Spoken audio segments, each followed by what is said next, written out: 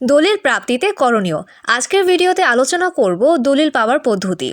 চলুন শুরু করা যাক।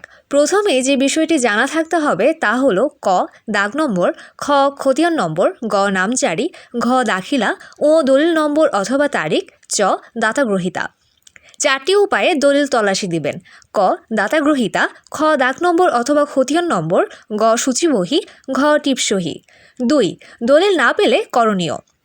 ক যদি রেজিস্ট্রার অফিস বলে দলিল পাওয়া যাচ্ছে না বা বালাম বইয়ের পাতা ছেঁড়া বা পুড়ে গেছে, তবে লিখিতভাবে সনদ অথবা প্রত্যয়ন চাইবেন।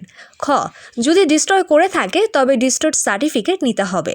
গ আপনি যে দলিলের জন্য আবেদন জমা দিয়েছেন তার প্রমাণক সংগ্রহ করে রাখবেন। ঘ আপনাকে রেজিস্ট্রেশন অ্যাক্ট 1908-এর 57(1), 57(2), 57(3), 57(4) এর ধারা সম্পর্কে ধারণা রাখতে হবে। ও একজন বিজ্ঞ কৌশলী সহায়তা নেবেন।